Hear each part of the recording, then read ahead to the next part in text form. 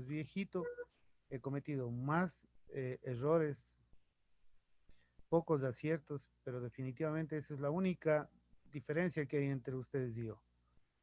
Soy más viejo y que leí un poco más cosas por vejez que más por inteligencia o capacidad. Entonces, va por ahí la cosa, ¿no? Preparé una clase muy chévere que se llama Mirar, que me parece interesante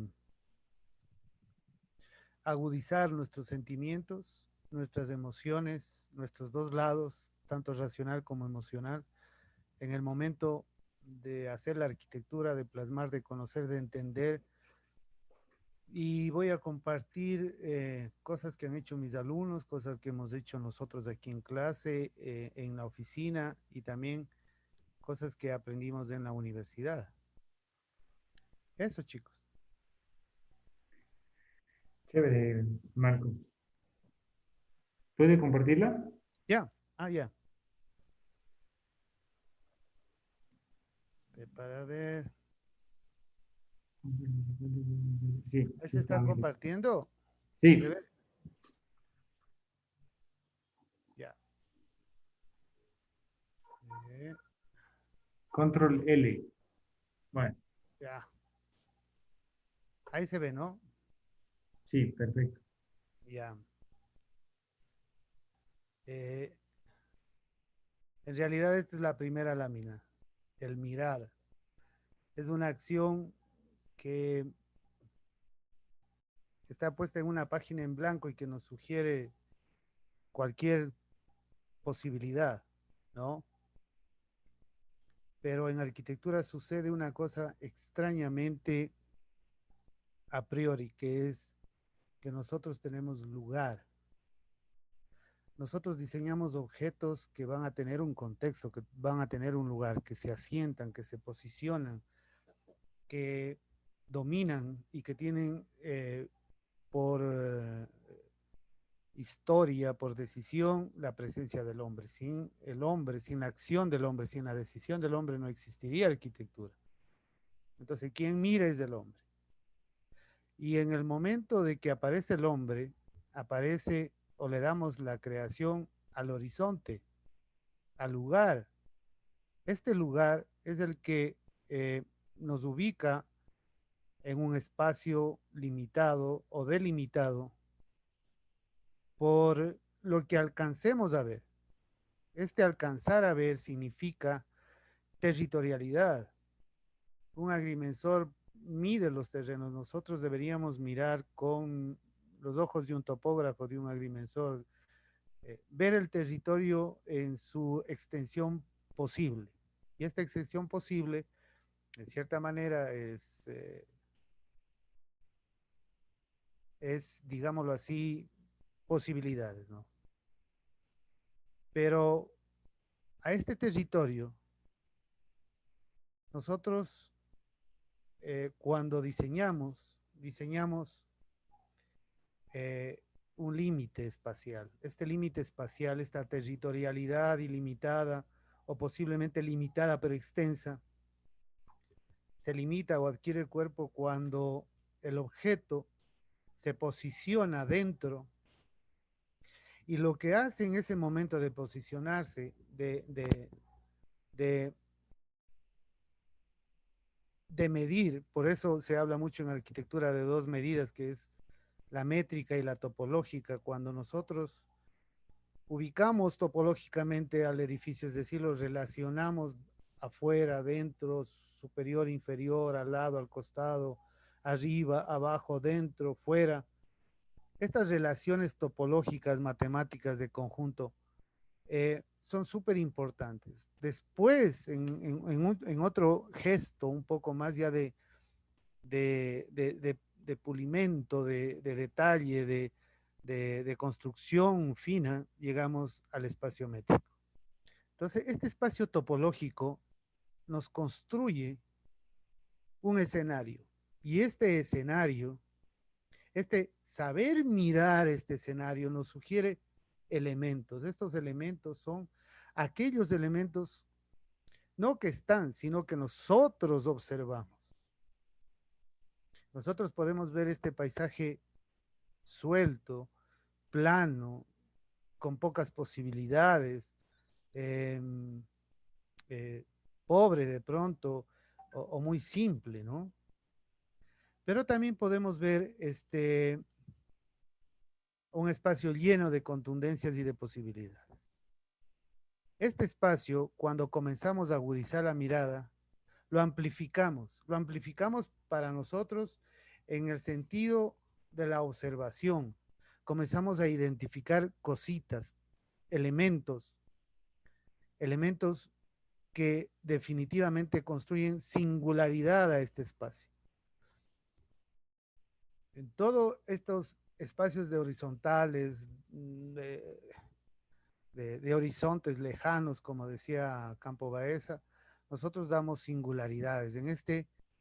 Por ejemplo, el fondo escénico es una pradera horizontal infinita. Con mis estudiantes, en cambio, en taller estamos trabajando con un horizonte que normalmente es el mar. Eh, pero este escenario, esta construcción, cuando comenzamos a apropiarnos ya en el sentido estricto de la arquitectura, comenzamos a verlo o a sentirlo desde la acción de quien posiblemente es la parte fundamental de la arquitectura, que es el hombre. Esta mujer posiblemente está en estas pequeñas casas y está observando lo que decía Roberto Bollum, las formas nítidas del contexto. Estas formas que pueden ser las hojas, los colores, etcétera, ¿no? Y cuando aparece el hombre y aparece el objeto, es el objeto la parte fundamental del contexto que ya trabajamos. Ya no trabajamos el horizonte en su... Es más o menos como la capacidad que uno tiene para cambiar la vida, ¿no? Uno ya no puede trabajar en todo el contexto, pero sí puede trabajar con el objeto. Cuando nosotros trabajamos con el objeto, definitivamente sucede algo mágico. Desaparece el lugar o es una especie de sincronía, porque desaparece el lugar y aparece en cambio el objeto en la posición del singular universal donde se está actuando. Y esto es súper importante porque lo que nos compete ahora ya es una parte fundamental de la arquitectura, que es el objeto. Cómo el objeto está construido. Aquí es importante señalar una parte que nos puede explicar desde la filosofía Immanuel Kant, cuando dice que uno de los elementos para degustar el arte es que un objeto tiene que tener finalidad sin fin. Y uno a veces no entiende muy claramente, pero cuando lo lee con paciencia, puede uno entender que este cuadro, por ejemplo, que estamos observando bien, puede tener un fin. El fin puede ser, por ejemplo, regalarle a una persona que nos gusta, regalarle a la mamá, al papá, una enamorada. Si es un cuadro famoso, comprarlo para después venderlo y tener mucho dinero. El fin del cuadro puede ser porque mi pared está húmeda y yo quiero tapar la humedad con el cuadro. Esa es la finalidad. A nosotros como arquitectos no nos importa un poco ese fin, digámoslo así, en este estado, sino la finalidad. Y la finalidad es hacia adentro, el cómo este cuadro está construido. Y nos interesa las proporciones, los equilibrios, las simetrías, las catametrías, las homometrías, las posiciones, las relaciones topológicas de adentro, afuera, de encima, de abajo. Estas construcciones que nos van diciendo y nos van determinando el paisaje. El paisaje y el elemento en sí mismo. Y la construcción como el elemento que en realidad nos interesa en el sistema de la composición. Entonces, aquí hay una cosa importante que yo aprendí, no sé si es así, tampoco puede ser que no sea, ¿no? Tampoco puede ser de otra manera, pero yo entendí que la arquitectura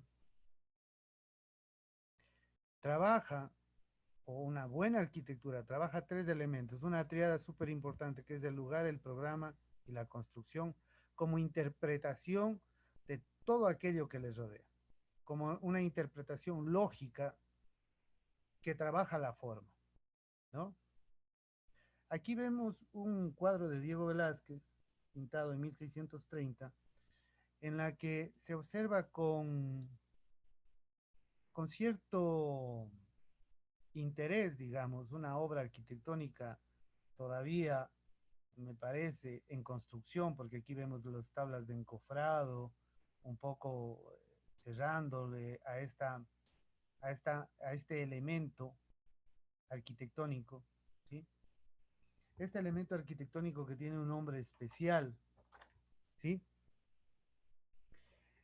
Y este elemento que conjuga, bueno, aquí vamos, estamos observando cómo Diego Velázquez pintó esta villa, me dice, en Roma, desde afuera y desde adentro, digámoslo así, ¿no? Fue una captura, una información. Esta, esta, esta captura de este elemento, que tiene un arco de medio punto y tiene dos dinteles a los lados, no sé si ustedes se dan cuenta, un arco de medio punto, unas columnas, unos capiteles, dos dinteles de lado, se llama Serliana por el arquitecto Serlio. Después Bramante y otros arquitectos como Palladio lo utilizaron mucho. Este, ¿Qué es lo importante de ver en esta obra? La captura de la vegetación, la captura de la arquitectura como un objeto, la arquitectura de la escultura representada como manifiesto de la historia y de la cultura, aquello que trasciende al hombre, una hornacina en la parte de atrás, inclusive, y a los personajes vivos que son para quienes se utiliza la arquitectura, o quienes la utilizan y quienes son utilizados por la arquitectura. Vemos unos personajes que están viendo la obra, seguramente son algún constructor o algún señor que está viendo acá, y otra persona que está en medio de la pintura, justo casi en el centro, que es una persona del pueblo, que me parece que es una lavandera o algo así, donde está con una sábana colgando, y reúne aquellos elementos que a priori tenemos dados en cualquier construcción. Pero no solamente son estos elementos físicos o apolíneos, sino también aquellos otros elementos como la luz y el aire. Recordemos que esas pinturas en ese año del Renacimiento y todo lo demás, nosotros teníamos que pintar momentos sagrados, históricos, religiosos, etcétera.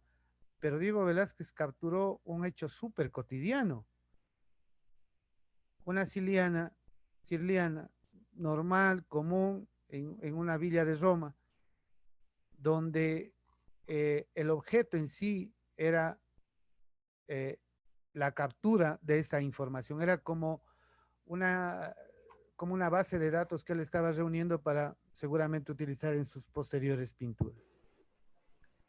Entonces, es una de las cosas que a mí me gusta, por ejemplo, definir cuando hablamos con los estudiantes y analizan el sol, es que uno dibuja el sol cuando sale y uno cuando entra, pero en ese transcurso hay momentos de luz, hay momentos de sombra, hay momentos de calor y de frío, hay momentos de luminosidad y hay otros que no tienen luminosidad. Uno debe entender cómo el sol va al momento de cambiar, pintando de luz ciertas cosas o pintando de sombra otras. Entonces es importante el momento como parte fundamental de la arquitectura en el sentido de que nosotros construimos momentos de vista, de saber ver. Este elemento, esta serliana, ¿Por qué hago hincapié en el nombre? Porque Carlos Martí Ariz habla de dos cosas en arquitectura y yo siempre los repito. Y si resumimos esas dos cosas, vamos a lograr hacer obras de arquitectura con bastante carácter, con bastante sintaxis y con bastante semántica. ¿Cuáles son estos? Son los elementos y las relaciones.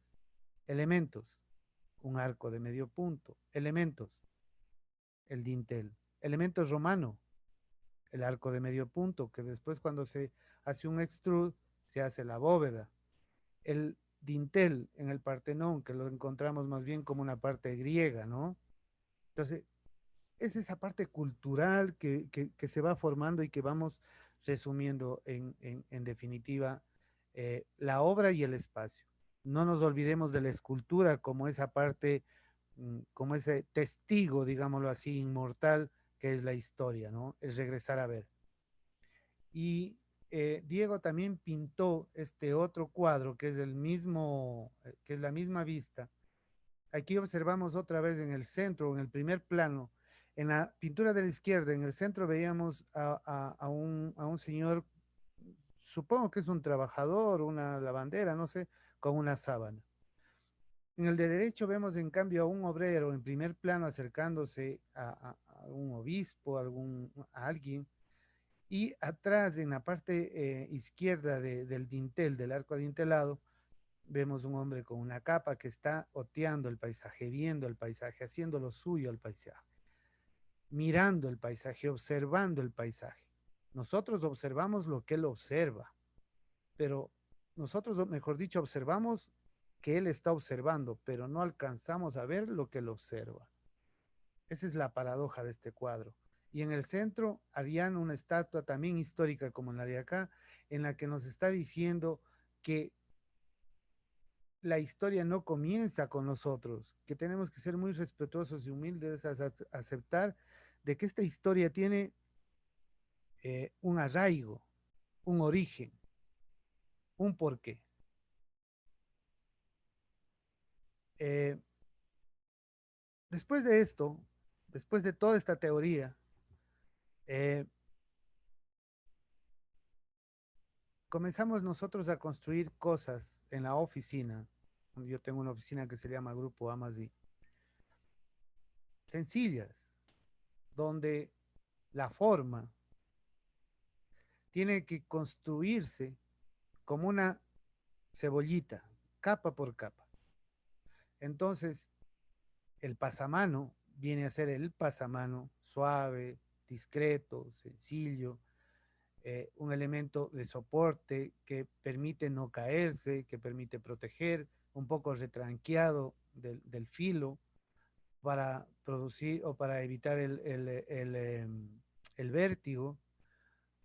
Una viga, una viga de metal que esconde la instalación y posiblemente una viga peraltada por la luz, una viga que está puesta y que construye una horizontal y crea una tensión de color entre dos materiales o en un material monocromo que es el ladrillo y que el ladrillo se va interpretando de acuerdo a cada elemento que va colocándose, ¿no? En sardinel, en pandereta, este ladrillo va teniendo cierta costura y se manifiesta de acuerdo a dónde se ubica. Es decir, tiene un predicado, es un sujeto, es algo que tiene una acción, que tiene un cometido, que tiene un objetivo.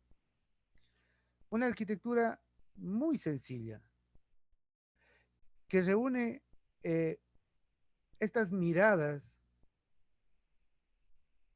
muy discretas o muy concentradas desde donde se concentra la forma. Dijimos que la arquitectura trabaja en la forma como el resultado de trabajar el lugar, de trabajar el programa y de trabajar la técnica constructiva. Entonces estamos relacionando estos tres conjuntos grandes de los cuales van a tener subconjuntos, por ejemplo, la técnica constructiva que vimos en la Cirliana, que es la columna, más la columna, más la viga o dintel, o la columna más la columna y el arco que estudiado podría ser la bóveda. Entonces vamos entendiendo que son estas relaciones, estas pertinencias, las que van posibilitando construir la arquitectura. No es una decisión a priori, una decisión particular mía, de cierta manera es subjetiva, por supuesto que sí. Por eso es importante entender desde la filosofía lo que dice Immanuel Kant. Parece que esto fuera un oxímoron porque aparte de ser un concepto universal, tiene una singularidad, es decir, es subjetiva. Eh, Estamos haciendo otra casita que ya las estoy presentando dos obritas chiquitas, o tres creo. Esta es una casa pequeñita de campo que no va a costar más de unos 20,000, 30,000 dólares en Malacatos y que se construye desde la materialidad. Es decir, los muros de carga son los que nos dividen el espacio de aquellas cosas que no queremos ver y los portales o los pórticos son aquellos elementos transparentes como el muro de cristal, ese elemento isotrópico que nos permite ver a través, pero nos permite también protegernos y nos permite ver. Entonces, es una arquitectura muy simple, pero al mismo tiempo compleja, porque para solucionar la caída del agua, la gotera, para construir la métrica, para construir las relaciones, hay que tomarnos un tiempito de ir relacionando cosita por cosita. No vamos a ver una espectacularidad de arquitectura en el sentido de los elementos rimbombantes o cosas así. Vemos la horizontal de la cubierta y la verticalidad de la pared. Punto, se acabó, no hay más. Y bajo esta filosofía moderna, muy de la arquitectura de Marcel Breuer, de Ernest Jacobsen, de Gordon Bashab o Bunshab, como se pronuncie, vamos construyendo esta especie de elementos constructivos donde desarrollamos eh, o relacionamos espacialmente tres elementos que para nosotros son parte fundamental de nuestra arquitectura. El portal, como lo ven aquí ustedes, un poco iluminado, el aula que está dentro, eh, el portal otra vez como elemento horizontal, ¿sí? El aula como elementos contenedores, la caja que contiene ciertas actividades eh, muy definidas, digámoslo así, ¿no? Estos espacios cerrados que dice Antonio Ernesto, estos espacios donde lo de adentro no se ve desde afuera, ¿no? Y otra vez el portal y el aula. Entonces, vamos construyendo una serie de elementos que tenemos unas 20 casas que hemos hecho, no 20, unas 10 casas que hemos hecho este año y el 2019, que son súper parecidas en este sentido. Pero ninguna tiene que ver, ninguna se parece en el sentido estricto, pero sí son muy semejantes porque se utilizan la misma espacialidad, el mismo sistema constructivo, etcétera. La lógica. Eh, esta casa de Julius Schultz, que es una casa de estudio que ustedes la han de haber estudiado seguramente, fue tema de examen de ahora de los chicos, un tema de análisis, de interpretación, de cómo veo, de qué veo, de las posiciones de los elementos o de las relaciones topológicas. ¿Por qué hago énfasis esto? Porque un espacio domina o es dominado, ve o es visto, ¿sí? En ese sentido, nosotros entendemos que la arquitectura está conformada y se conforma para el uso, para lo útil. Y aquí hay que diferenciar dos cosas, como dice Antonio Armesto. La arquitectura desde lo útil, no desde la función, sino desde la utilidad. Y eso hay que entenderlo también. Y mis estudiantes, digo mis porque los quiero mucho, pero son los estudiantes, más bien son ya personas muy próximas a ser arquitectos o ya son arquitectos en definitiva, están en una etapa de más de aprender que, que, que todavía de enseñar, digámoslo así, porque estamos en esta etapa de la universidad aprendiendo, entendiendo. Y aquí hay que, que diferenciar dos cosas. Un hombre puede ser talentoso y no educado. La educación tiene que ver con saber leer, tener disciplina, sentarse y entender los dibujitos y dibujar y practicar, es decir, lo que decía Ernest Hemingway, más que talento, sudor. Y me da gusto entender que estos dibujos de un proyecto de Joana, que me pareció súper chévere porque fue un espacio que interpretó la utilidad de la arquitectura del lugar y fue promoviendo un objeto muy rico en experiencia espacial, muy rico y muy contundente,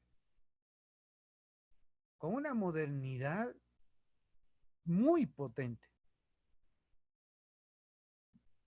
Debo, debo decir que este trabajo, a mi gusto personal, es un trabajo de altísima calidad, que yo lo hubiera entendido en una maestría y todo. Pero también tenemos estos otros espacios con esa potencia métrica, con esta potencia. Este es un trabajo de una alumna que se llama Yael. Y si observan ustedes, el contenedor es muy parecido a lo que la oficina hizo en un momento, ¿no? El contenedor. Y van a decir, ah, no, es que copió. No, no. En arquitectura moderna, cuando seguíamos la maestría, Cristian Berrios nos decía, cuando desarrollábamos un pabellón, de los 31 alumnos que son ustedes, unos 20 o 25 se van a aparecer, porque la solución está dada, porque la espacialidad está dada. Entonces, me pareció que esta interpretación de esta arquitectura fuerte, potente, coyuntural, en el sentido de la triada, de los elementos, del espacio, de la función, están cumpliendo una interpretación muy potente, muy cabal, muy interesante, digámoslo así. Son trabajos de colegas estudiantes, y pero que también necesitan desarrollar la otra parte, que es el cómo, lo que decíamos, la finalidad, no tanto el fin. ¿Cuánto mide una viga? ¿Cuánto mide un bloque? ¿Cuánto mide un hierro? ¿En qué posición está el hierro? ¿Qué pasa con un dintel? ¿Cómo se construye este dintel? ¿Qué posibilidades tiene este dintel? ¿Qué facilidades estéticas nos puede dar este dintel?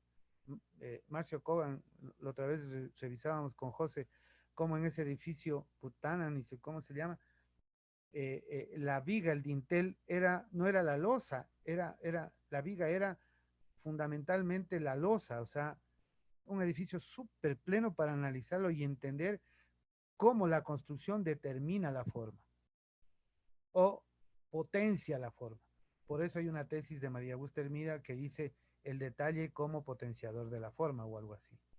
Entonces, debemos los arquitectos entender el cómo. Y el cómo es trabajar, el consultar, a ver, ¿qué es una montante? ¿Qué es un aislante? ¿Dónde está la plancha de yeso? ¿Qué pasa si yo la pongo afuera, si la pongo adentro? ¿Qué es un montante de aluminio? ¿Qué es un perfil canal de aluminio? ¿Cuánto mide? ¿Dónde se lo corta? ¿Cómo se lo une? ¿Se lo puede soldar? ¿Se lo puede empernar? ¿Se lo puede? ¿Cómo lo uno? ¿Cómo lo pongo? ¿Cómo está conformada un dintel, una viga? ¿Qué dimensiones tiene? Si yo voy a utilizar una luz de 6 metros, ¿cuánto peralte va a tener la viga? Solo en ese entendimiento lógico que en resumidas cuentas es cultura, porque lo aprendo, porque alguien me lo enseña o porque simplemente yo lo aprendo, porque me tomo el tiempo para aprender, no nazco sabiendo esta cuestión, aprendo, esto es cultura. Entonces, esta es la parte fundamental que un alumno lo dibujó y con mucha paciencia, ¿no? Y me gustó entender que hay ciertos proyectos que se desarrollan con o tienen más potencia una planta que o tiene su potencia más una elevación, ¿sí? En el sentido del orden estricto me estoy refiriendo. Esta casa, que se llama la Casa de los Tres Jardines, algo así, fue un ejercicio de examen en la cual este, necesitábamos colocar los espacios construidos, los servidos y elementos servidores. Y además entender cuál era esta relación espacial de dentro, fuera, etcétera, etcétera. Y me pareció que Nadia lo hizo de una manera magistral. Magistral porque nos regaló jardines, es decir, nos regaló un espacio nutrido de jardines, nutrido de ciudad, nutrido de capacidades exteriores. Necesita trabajarse un poco más la planta, evidentemente, pero tiene un orden, tiene un estricto manifiesto, digámoslo así. Otro estudiante hizo una explicación de cómo Montañita se iba construyendo, es decir, la mirada del detalle y la mirada de lo, eh, de la ciudad, de la escala, ¿no? Nosotros los arquitectos aprendemos a ver detalles, pero detalles no como una cosa pequeña, sino detalles como cosas importantes, como cosas nutridas de significado, nutridas de cosas que nos dicen cosas, nos dicen eh, comportamientos, nos justifican causas, nos dan pretéritos, ¿no? Entonces la otra escala es la ciudad.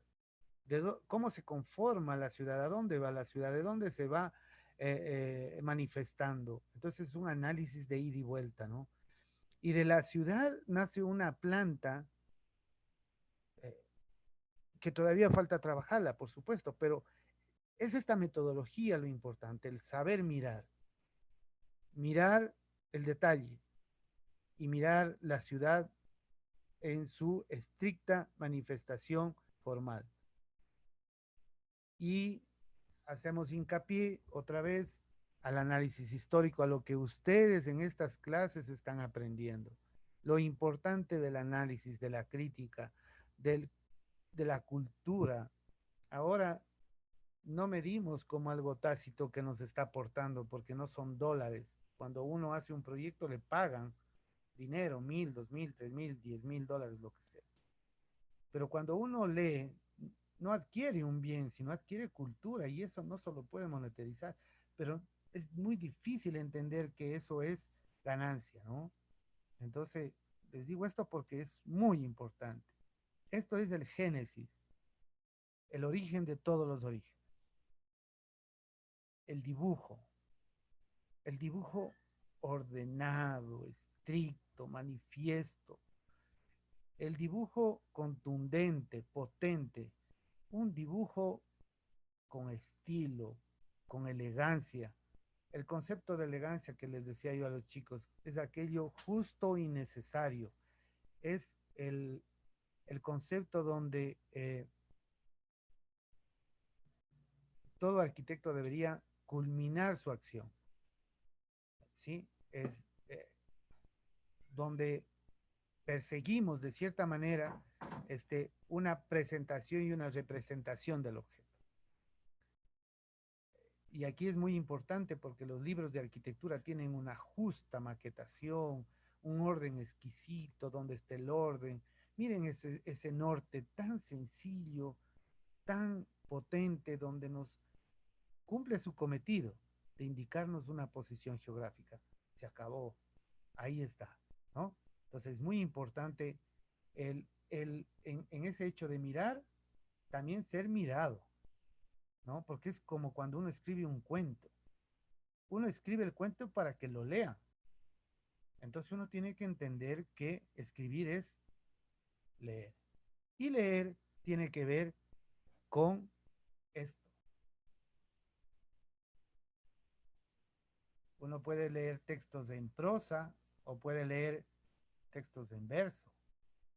Hacer que la lectura sea toda, o, o sea, todo un cuento, toda una posibilidad, una extensión, una elongación, una construcción pautada, rítmica, donde la fragmentación de la palabra, digámoslo así, o del elemento del cuerpo, pueda ser de vuelta construida, pero pueda ser eh, construida como arte, con esa potencia, ¿no? Entonces aquí nos importa mucho es la composición, pero para componer tenemos que tener elementos que nos ayuden a componer.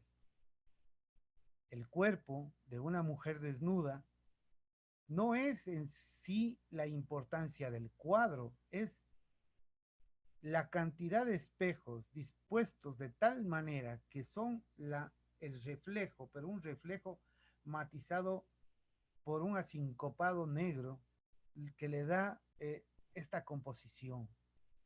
A veces yo entendía de que esta modulación de la modernidad, este compás de la modernidad, nos exigía una métrica eh, cuadricular muy marcada, 2, 4, 6, 2 por 4, 3, 3, 3, 3, 3, 6, 6, 6. No, puede darse estos asincopados, estos ritmos muy potentes, ¿no?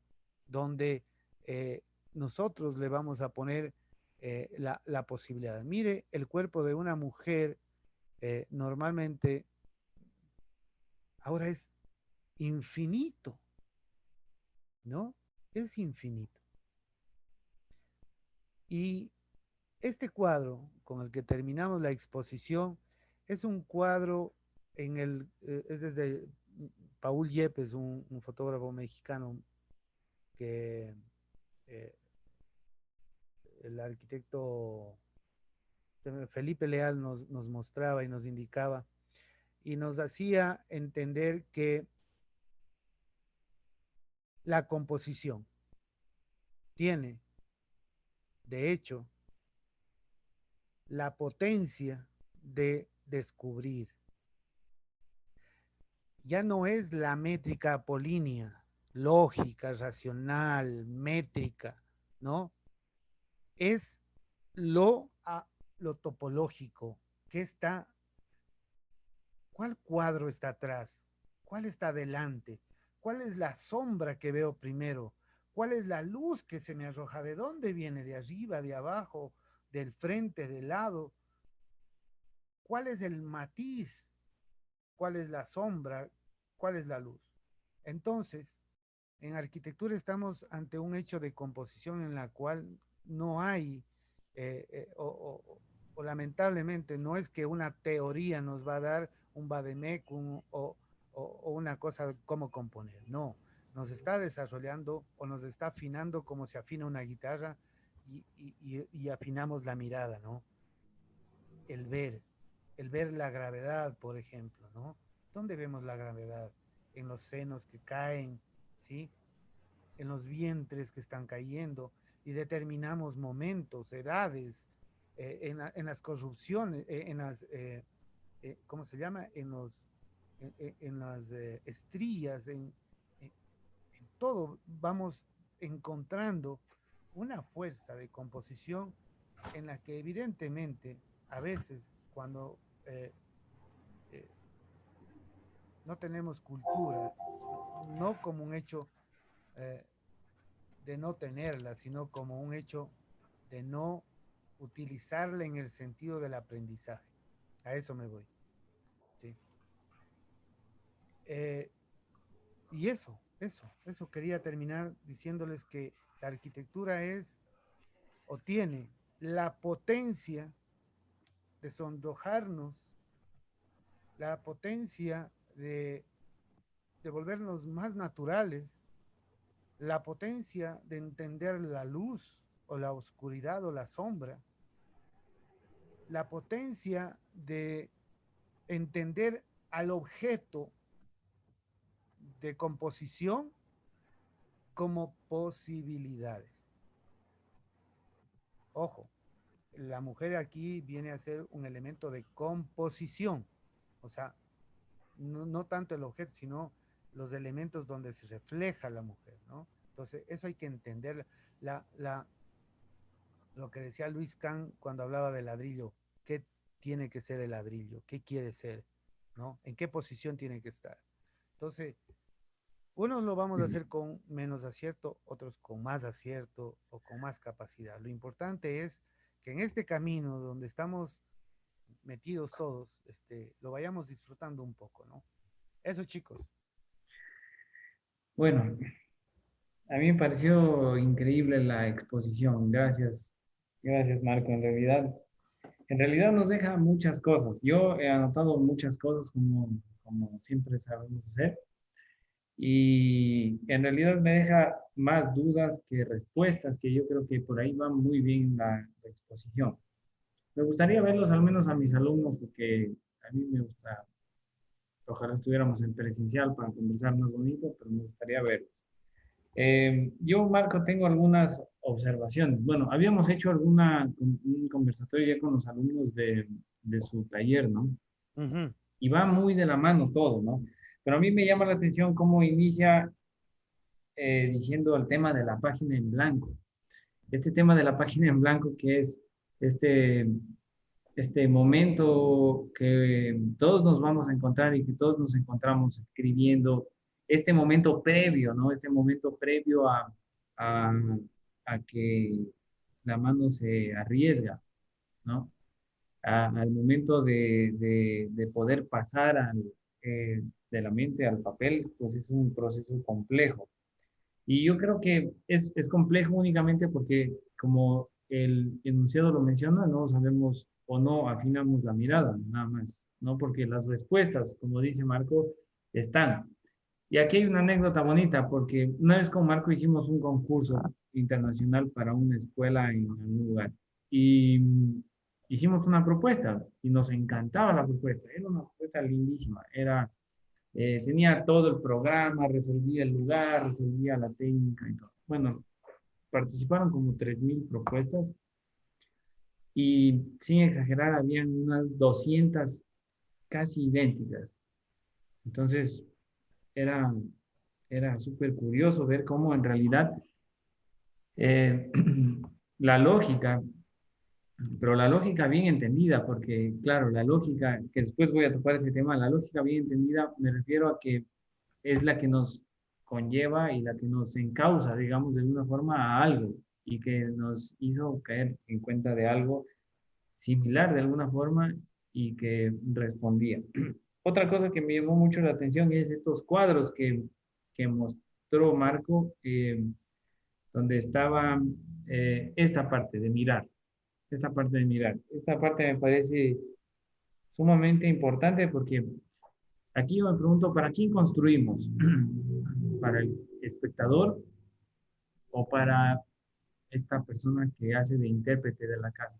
Porque aquí se ve muy bonito, ¿no? Esta mirada horizontal y el marco que guarda, digamos, pues la ubicación de la vivienda. Y claro, construimos también para este momento, como decía Marco, porque son varios momentos, por ejemplo, este llegar, pero también construimos para esta persona, ¿no? Definitivamente, para estas formas nítidas, porque yo me preguntaba, aquí esta mujer está viendo que este es un gran autor, ¿no? Que vale la pena pues que lo escriban, que lo guarden. Eh, Previo a esta ventana, previo a esta pesadez o esta pesadez ligera que se ve en la ventana, no tan rara la ventana que me pareció, cómo antes de esta ventana esas matorras o algo que se ve afuera eran lugar o se podría decir que eran un lugar antes de que exista la ventana y estas dos marcos y este mural. Yo me atrevería a decir que no, ¿verdad? Claro, cuando aparecen estas líneas, cuando aparece este horizonte, cuando aparecen estos marcos, cuando aparece esta composición, recién ahí asoma un lugar. O sea, es como que en realidad develamos esta parte. pero a la vez también nos develamos en esta parte macro, ¿no? Ujú. Entonces es una contradicción muy acertada en realidad, porque en realidad construimos para ambos momentos. Y a mí me gustó como Marco lo dijo, no para ambas realidades, sino como para ambos momentos, ¿no? Para la llegada y para, para esta paz horizontal, ¿no? Yo voy a decir algunas cositas que me parecieron súper interesantes. Por ejemplo, la serliana también que nos comentaba Marco, como elemento, ¿no? En realidad yo no lo he conocido como palabra ni como elemento en realidad, pero me parece exquisito, ¿no? Llenarnos de eso. Y claro, aquí nuevamente es lo mismo, ¿no? La mirada desde el jardín de la vida, de la vía esta de Medici en Roma, y que incluso me parece raro, ¿no? Cómo Velázquez lo pinta. Desde el exterior todo cerrado, e incluso nos pone esta especie de barreras con la madera y todo. Pero en la siguiente fotografía, en cambio, eh, como que desde el interior se abre, ¿no? Como que la intimidad, en cambio, es mucho más abierta que la parte, una contradicción muy bonita. Porque se puede decir, yo estaba analizando que no es la misma foto, que no es el mismo lugar, pero también se puede decir con mucha certeza de que sí es el mismo lugar, porque detrás de esas maderas de encofrado que parece, puede haber ese antepecho que donde está posándose esa persona y no sabemos si detrás de esa puerta central está esa especie de escultura. Y entonces es lo mismo, ¿no? ¿Para quién construimos? Para nadie menos que para todos los momentos, yo diría. No, bueno, aquí recalcó Marco estas partes súper interesantes de la construcción del lugar y del programa, que es algo que hemos venido también, bueno, aquí en la materia no tanto porque no nos hemos metido mucho en el tema del diseño, pero indispensable porque eso nos hace saber algo muy puntual, que es el cómo, que decía Marco. O sea, entender que la arquitectura sí se compone de esta triada que decía él, del lugar, del programa y de la parte técnica, nos hace enfocarnos en el cómo, que el cómo es la única eh, crítica válida en nuestro oficio, yo diría. O sea, si nos preguntamos el cómo de todo lo que, o sea, y si no nos abrimos mucho más a esta parte crítica de no perdernos en temas aleatorios, sino enfocarnos en el cómo, se construye algo muy, muy interesante. Cuando la crítica arquitectónica está enfocada en el cómo. Los compases, la realidad y la métrica. Esta parte de la realidad, los compases y la métrica, bueno, la obra me parece muy acertada también, ¿no? La obra de Marco, ¿no? La casa muy bonita. Y aparte, no vamos a decirle bonita, ¿no? Vamos a decirle que está acertada, es una postura completamente horizontal. Aquí vemos las obras del maestro eh, y la obra de los alumnos, que me parece que persiguen lo mismo, ¿no? Persiguen todos lo mismo. Aquí me parece curioso por qué las dos fotos están en igual y no igual, porque aquí la puso en blanco y negro y en color, me parece interesante. Pero bueno, eh, después de todo, la conclusión de la conferencia me parece espectacular porque termina con estas fotografías de las mujeres. Bueno, eso también podemos hablar, que son proyectos muy, muy válidos, ¿no? Que muestran ya la madurez de los estudiantes. Me da gusto en realidad ver eso. Con tenacidad, con potencia, puedes afrontar cualquier escala de proyecto. Al final es eso, ¿no? Hay que afrontarlo con la fuerza del proyecto, con la fuerza de la mano, con la fuerza de lo, de lo, de lo, de lo pertinente, ¿no? Ujú. Aquí me llama la atención, por ejemplo, la grilla esa que de alguna manera no le vamos a decir que mancha, pero que marca mucho la planta. Y esto me pareció interesante cuando lo contrastamos a la siguiente fotografía de la mujer. Claro, y aquí Barco nos quiere explicar algo, pero es complejo de explicarlo. No, o capaz no lo sabemos explicar o no lo podemos poner en palabras, pero claro, esta contundencia que la modernidad nos ofreció en realidad no tiene nada que ver con la métrica que decía Marco, no tiene nada que ver con la métrica. Aunque tiene, digamos, un universo métrico por sobre todo, no tiene nada que ver con la métrica, porque aquí lo que me llama la atención es este cambio de realidad posible con algo tan simple, ¿no? Que son o sea, cómo sobrepone los espejos y cómo va creando una nueva realidad. Yo creo que esta posibilidad de crear una nueva realidad puede ser tan intensa como la fotografía, que aquí sí definitivamente es muy evidente que la realidad está distorsionada porque los espejos y los reflejos y todo. Pero claro, es una realidad distorsionada que puede parecer hasta de alguna forma media, media psicodélica, pero claro, si vemos el trasfondo de todo esto, no es nada más que el cuerpo de una mujer y espejos que están tan simples como uno detrás de otro. Pero claro, no tienen tienen ritmo, pero no tienen la misma simetría. Tienen, pero a su vez logran composición. Entonces, claro, la realidad, nosotros yo creo que somos los artífices de, de plasmar una realidad y yo creo que esto para mí es la conclusión personal, digamos, de la conferencia. Todos somos como capaces de transformar la realidad eh, sin ánimos de perseguir ningún tipo de caos, ningún tipo de problema, pero, y la realidad, como les decía, puede ser tan evidente como esta fotografía, pero puede ser tan sutil como el marco de ventana de Frederick. Entonces, yo creo que nuestro oficio va mucho más allá de la métrica, va mucho más allá de la técnica y va mucho más allá no sé, de nuestra propia realidad, ¿no?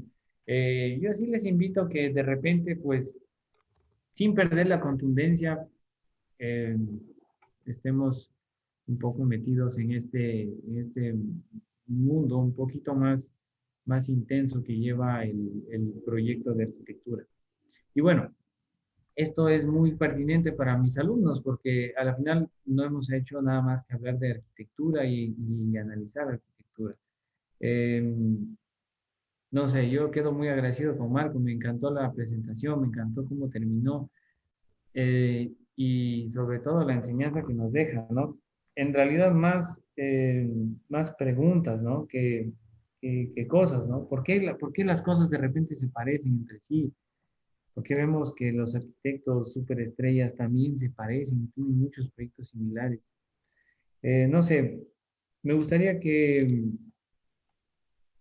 bueno, primero agradecerte, Marco, por el tiempo, sobre todo que el tiempo es lo más preciado que tenemos.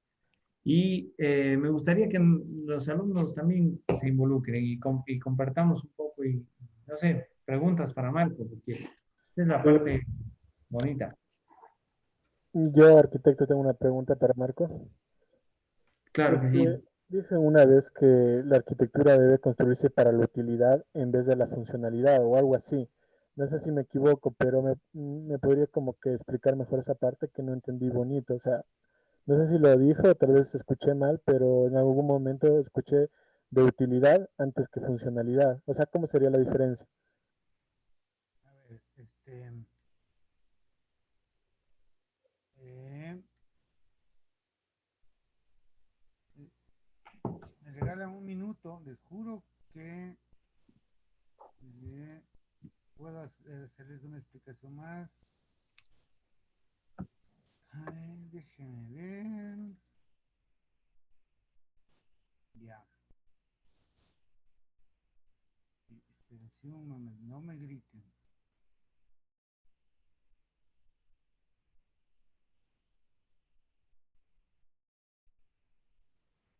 Esperen un ratito.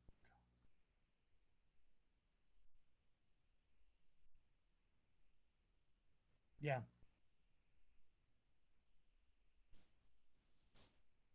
Eh, ¿Se ve lo que estoy compartiendo?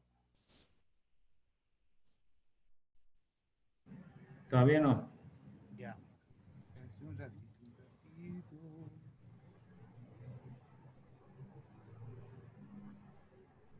Ahí. Sí.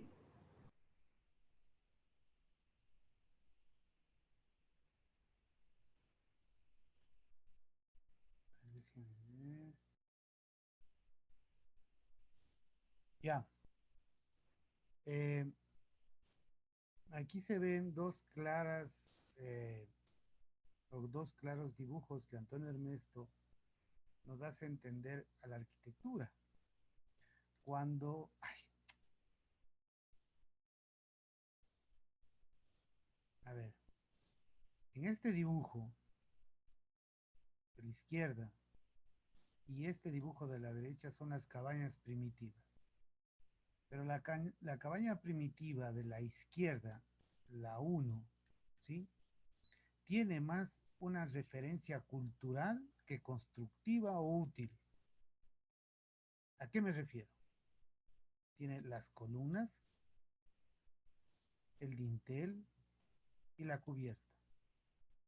Esta es una construcción más formal o métrica que topológica o que útil.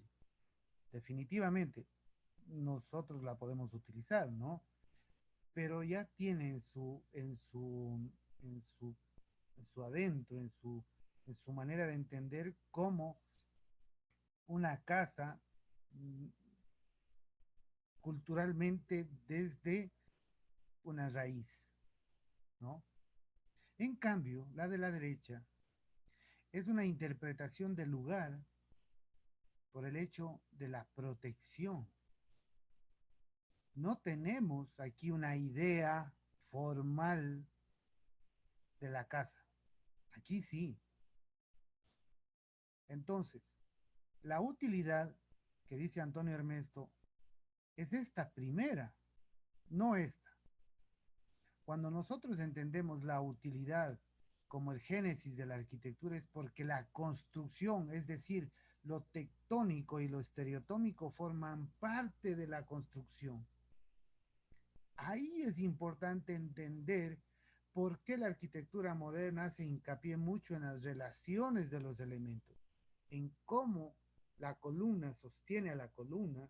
No sé si en la casa Fanros ustedes han visto de que la columna no la sostiene a la viga arriba, sino al lado, para que debajo de la viga se venga y se forme el paramento del muro de vidrio, ¿no?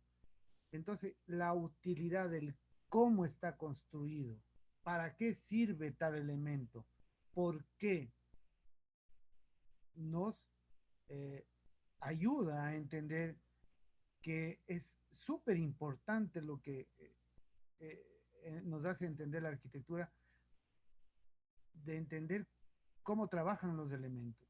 ¿Por qué entender a la madera? ¿Por qué entender al vidrio? ¿Por qué entender al ladrillo? ¿Por qué el ladrillo trabaja con presión y no a tensión? ¿Por qué la madera sí trabaja a tensión? Y si a la madera la sumamos y la sumamos puede tener mucho más resistencias, etcétera, ¿no? Entonces es la utilidad.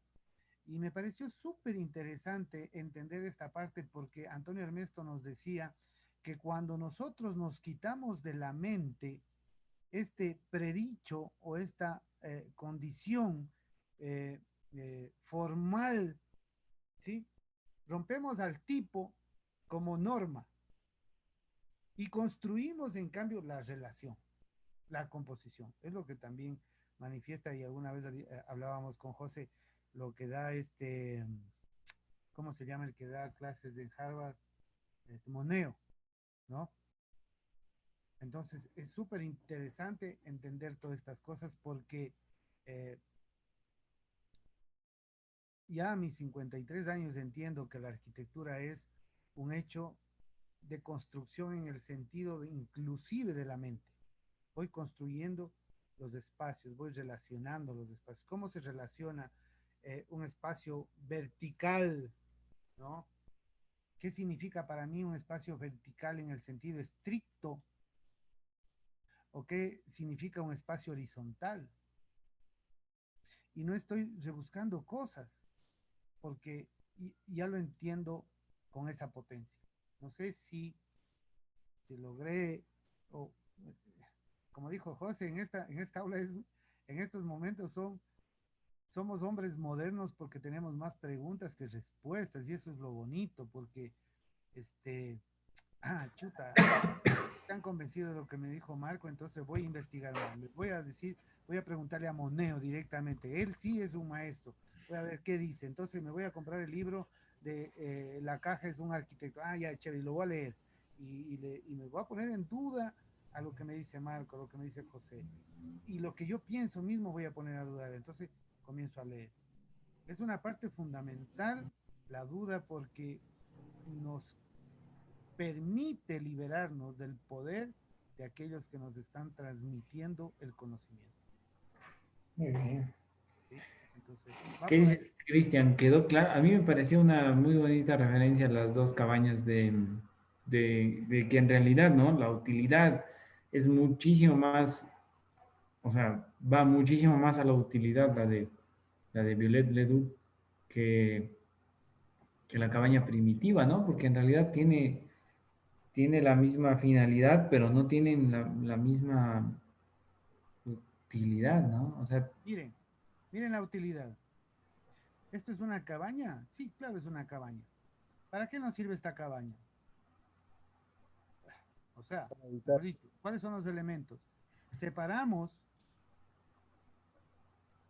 de la tierra con unos sostenes, ¿para qué? Para evitar la humedad, para evitar los animales, etcétera. Estamos haciendo un elemento de sostén. Aquí vamos a contener granos. El silo tiene una forma para que el agua venga y caiga, ¿no? Entonces, la utilidad de la forma hace que después, primero, claro, estos elementos que van o sea, siendo parte de nuestra idea, ¿no? Entonces, ¿de dónde nace la iglesia, por ejemplo, decía Antonio Ernesto? Del silo, del guardar, del hecho de conservar los granos, de perseverar la vida. ¿Qué hacemos nosotros en una iglesia? Perseveramos o tratamos de ser infinitos, que nuestro cuerpo se vaya al cielo, etcétera, etcétera, ¿no? Entonces es una como interpretación un poco parecida, el cuenco, ¿no? Va por ahí, va por ahí. muy bien. ¿Qué dices, Cristian? A mí me parece que es una respuesta, es una pregunta súper abierta, pero es una respuesta muy puntual. Sí, la verdad es que a mí también me gustó cómo le explicó el arquitecto y yo creo que también me quedé con muchas preguntas, pero ahora tengo más encontrado qué es utilidad. Tenía más el concepto de utilidad porque, y ahora con estos, justamente estos dos ejemplos me quedó bien claro eso. Muchísimas gracias, arquitecto. Chévere, Chévere, Cristian. chévere. Nicole, ibas a hablar, creo. Sí, tenía una pregunta, ya que vi que al inicio mostraba bastantes cuadros. Lo que hemos visto en la clase es que Le Corbusier al inicio dibujaba a detalle y después como fue abstrayendo sus dibujos, como conceptualizándolo. Y quería saber si el dibujar a detalle fue como un instrumento para afinar la mirada. Ya, yo pienso, a mí me encanta un libro que se llama, y que me acabé de comprar, para Así, yo, si puede acercarse un poquito más. a mí me encanta este hombre. Chuta, sonó feísimo, a mí me encanta este hombre. No, no, no, a mí me encanta este arquitecto. Ya, se llama Tadao Ando. Él no es arquitecto, él fue boxeador, pues, de carpintero, etcétera, etcétera. ¿Cómo adquirió su cultura arquitectónica? Con el dibujo, dibujando todos los elementos, toda la arquitectura o buena parte de la arquitectura que hizo Le Corbusier, el gran maestro. Entonces, ¿por qué el dibujo para nosotros es una herramienta que nos permite acercarnos al hecho proyectual, al hecho de la composición? Porque es como un músico con una nota. Si uno diferencia, que yo no soy músico, pero entiendo que el la o re o mi van a sonar diferentes y van a sonar con cierta intensidad en una flauta, en una guitarra, pero un músico no necesita saber esa diferencia lógica, necesita escuchar. Entonces él va a interpretar en una flauta el re, el mi, va a coger un piano y también lo va a tocar, y una guitarra y también lo va a tocar. ¿Por qué es importante, por qué es importante el dibujar? Porque lo que decía Carlos Martiaris, nos enfrenta los momentos posicionales de los elementos, es decir, nos dice qué tan cerca están, qué tan lejos están uno con otro, cómo se sustenta el otro, el uno con el otro, cómo se amparan, cómo se envuelven. Y eso nos permite solo el dibujo, ¿no? ¿Cómo le explico yo que la viga va a estar 50 centímetros sobre la solera, ni sé qué, ni sé cuánto? Entonces tengo que dibujarlo, tengo que acercarme. Este, hay que entender que el detalle no es, y me pareció súper chévere la pregunta de Nico, porque el detalle no es dónde se llega, el detalle es de dónde se parte. Si yo entiendo cómo puedo relacionar una ventana de piso a techo para que no entre el agua a mi habitación, voy a poder hacerlo. Y voy a entender que si yo quiero hacer un edificio donde no haya un paramento horizontal que me quite la vista, entonces voy a entender o voy a necesitar entender cómo es esa relación constructiva. Entonces, va por ahí, no sé si me hice entender, Nicole. Es súper urgente saber que el detalle no es a dónde se llega, no. Es, es saber, es entender nutridamente cómo se construye. Por eso decía, este, ¿cómo se llama este arquitecto que le gusta tanto a José Álvaro Alto? O sea, un constructor, un buen constructor puede ser arquitecto, puede ser un buen diseñador. Un buen diseñador necesita ser un buen constructor, entender cómo funcionan las cosas. Sí, yo creo, sí, me parece que responde, ¿no? Muy bien, Nicole, ¿qué dices? Sí, es que me parece bastante interesante que, como habíamos estudiado lo de Le Corbusier, se puede quedar como esa idea de que el detalle no es lo importante, sino el concepto, pero Mm. también otra parte es, en cambio, entender que parte del concepto también es el detalle. Voy a escribir aquí una frase y usted me va a leer, ¿ya? Sí, yo creo que, bueno, lo que Nicole hace referencia es de que habíamos analizado los primeros, los dibujos iniciales de Le Corbusier cuando Le Corbusier todavía estaba en la Escuela de Artes y Oficios y se iba a la Catedral de Segovia, por ejemplo, y dibujaba todos los rosetones y todo. Pero después fue afinando en la mirada un poco, sin ánimos de decir que no le interesaba el detalle, pero en cambio empezó a hacer dibujos de muchísima más atmósfera. Pero si vos, Nicole, Claro, comparas los, claro, entonces ya no le interesaba dibujar el rosetón, sino que dibujaba las perspectivas, dibujaba la gente, dibujaba los árboles y todo, ¿no? Las relaciones un poco más intensas, más de arquitectura, que sí o sí, para construirlas, te van a hacer llegar y requieres del detalle para hacerlas. Si ves Ronchamp, si ves la Tourette, si ves, todos tienen una cantidad de detalles claro. increíble, ¿no? Pero claro, el momento de Le Corbusier, que es muy bonito, es este paso de que dejó de ser eh, un decorador a un arquitecto. Por ahí va la reflexión. Y yo pienso que lo que dice José tiene que ver mucho con esto. El detalle no es esta parte, es también esto.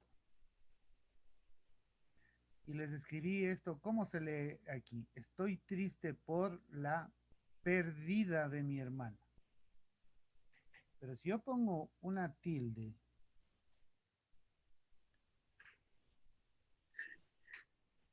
¿no? Sí. Ya la salvé a mi hermanita. La pérdida. o la pérdida. Una cosa tan sencilla como esta cambia el sentido y la interpretación de una oración. Lo mismo en la arquitectura. Es la potencia con que tiene una línea. Por eso, cuando uno dibuja, a veces descuidadamente no subraya lo que decía el ojo de José, ¿no? El ojo de José, cuando dijo, este, chuta, me molesta un poquito esto de la columna, porque tiene su timbre, digámoslo así, tiene su acento, ¿no? Podría trabajárselo de una manera mucho menos eh, negrita para que el espacio no se ensucie tanto. Entonces, el detalle va un poco a eso, a la comunicación del objeto y a la construcción del mismo, ¿no? Recuerden que lo que hacen ustedes se lo va a leer en la China, en Egipto, en Estados Unidos, en donde sea. Entonces, la obra tiene que tener un sustrato y una síntesis poderosísima en el sentido de su construcción. Pero lo que dijo José me parece súper importante. El detalle no es entender solamente esta visión que estaba leyendo y que, ¿cómo se llama? Iñaki Ábalos habla, sino que dice, identificar rasgos. El detalle identifica rasgos generales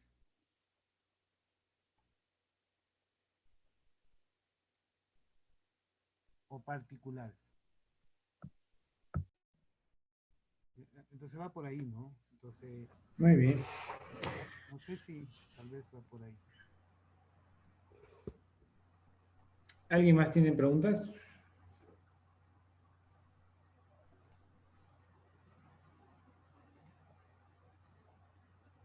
Edison. Sí, yo tenía una pregunta con respecto a una frase que nos dijo en la clase, que precisamente dijo que un objeto debe tener finalidad sin fin. Eh, no sé si me puede explicar un poco mejor eso, porque en eso me quedó bastante duda. Ya. Eh, este cuadro, que les voy a presentar, cuesta $1.000.000. Busquemos la finalidad de ese cuadro. ¿Para qué nos puede servir? Puede servir para tenerlo en un museo y cobrar la entrada y hacernos millonarios con la entrada de ese cuadro. Este cuadro mide 48,5 por 43 centímetros y en mi sala hay una mancha de humedad y no la puedo tapar con nada. Pongo un clavito y encima pongo el cuadro. Y he tapado la mancha. La finalidad puede tener diferentes posibilidades, digámoslo así, ¿no? Yo cojo este cuadro, lo compro y le regalo a una señorita y la conquisto. O compro este cuadro y le regalo al presidente de la nación y le demuestro mi afecto con esta obra de arte. O simplemente este cuadro lo pongo en una ventana para que no me dé la luz. Ese es el fin. ¿Para qué? ¿Para qué lo voy a usar? Pero la finalidad tiene que ver con el cómo. El cómo este cuadro está hecho. ¿En dónde está esta línea? ¿Está en la mitad? ¿Cuánto mide desde aquí a acá y cuánto mide desde aquí a acá? ¿En qué posición o qué color estoy utilizando la parte de arriba y qué color estoy utilizando la parte de abajo? ¿Cuántos elementos encuentro aquí en la composición? ¿Sí? ¿Qué colores utilizo aquí? ¿Cuál es el centro del cuadro? ¿Sí?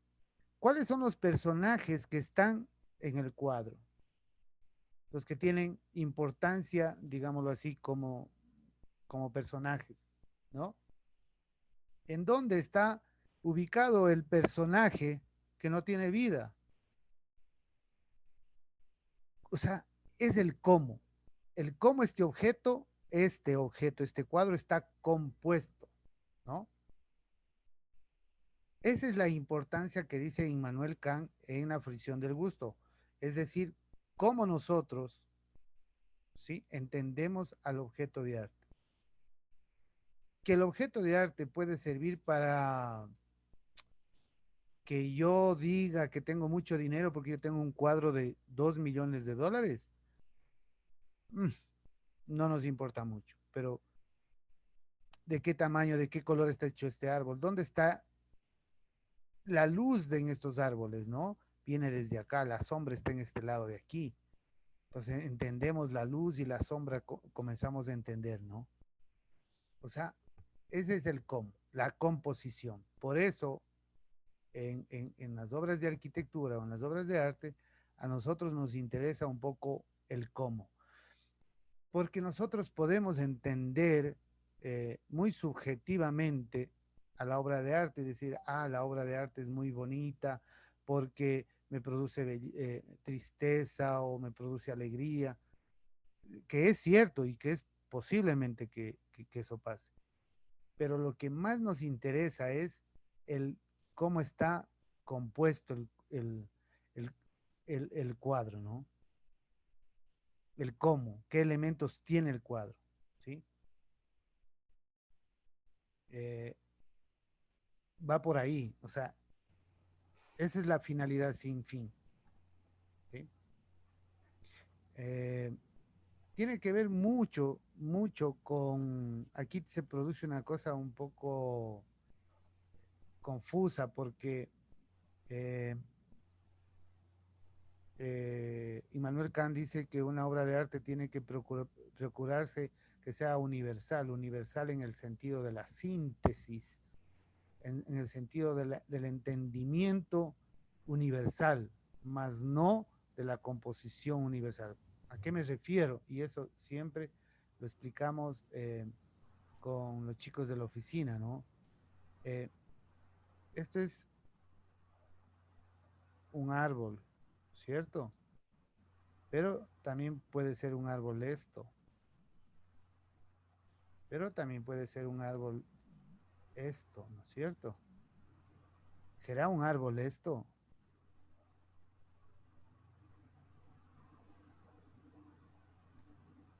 Muy difícil. Aquí tiene que ver mucho, más bien un concepto de arbusto.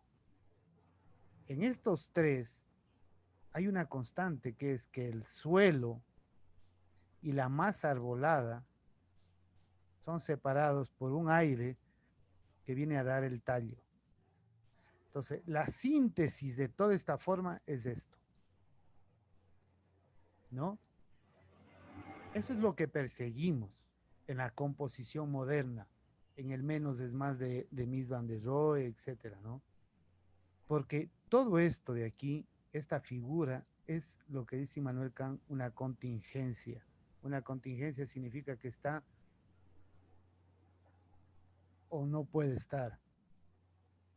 Pero en cambio, un elemento que llegamos a la síntesis, a la composición, es aquello que si yo le quito este tallo, ya no es árbol, ¿no? Es arbusto o cualquier otra cosa. Va por ahí más o menos, no sé si me hice entender, como dice José, es medio difícil.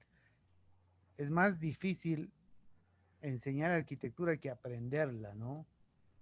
O sea, eso decía José María Sanz, es bien complicado enseñar arquitectura porque uno no puede enseñar a pensar. Hace los esfuerzos para que los demás traten de ver en su entendimiento lo que se puede ver, ¿no? No, no sé, Sí, va por gracias a ahí. ti. ¿Alguien más quiere, no sé, conversar o preguntar algo? ¿Qué más?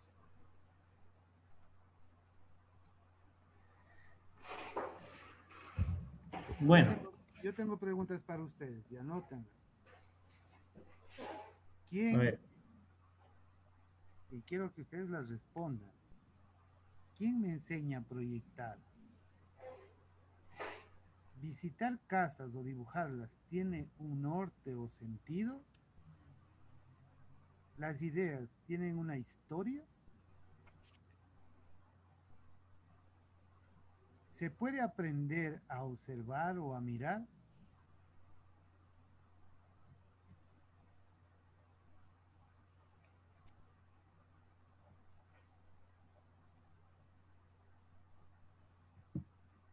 ¿Cuáles son las formas de vida que tiene un objeto arquitectónico? Y todas estas preguntas se vinieron o me vinieron a mí desde que leí este pequeño libro que se llama La buena vida de Iñaki Ábalos. Yo me lo compré el librito, pero si hay en PDF, no sean tontitos como yo, de gana gastan plata comprando libros, pudiéndoselo bajar gratis del internet. Pero léanlo y van a descubrir cosas que yo estoy descubriendo a los 53 años. ¿Por qué no ponerme pilas y descubrir cuando tengo 20? ¿Sí? O sea, solo eso pónganse a pensar. Va por ahí. Eso es, chicos. muy bien, Marco, ¿no? Bueno, no hay más preguntas. Un gustazo poder tenerlo a Marco aquí. Como les digo, ¿no? Nos deja muchas dudas y enseñanzas a la vez, nos deja libros, nos deja nombres, nos deja cuadros, que de eso es básicamente lo que tenemos que cultivar, ¿no? En nuestra profesión. Así que, Marco, quedo eternamente agradecido. Igual a los chicos de taller, que por ahí algunos los conozco, pues un saludo para todos y a mis alumnos que también hacen parte de esto, que es lo más importante. Bueno, quedemos así. Nuevamente, Marco, muchas gracias y eso, con mis alumnos nos vemos la siguiente clase. Gracias a ustedes. Un abrazo, chicos. Un abrazo. Gracias.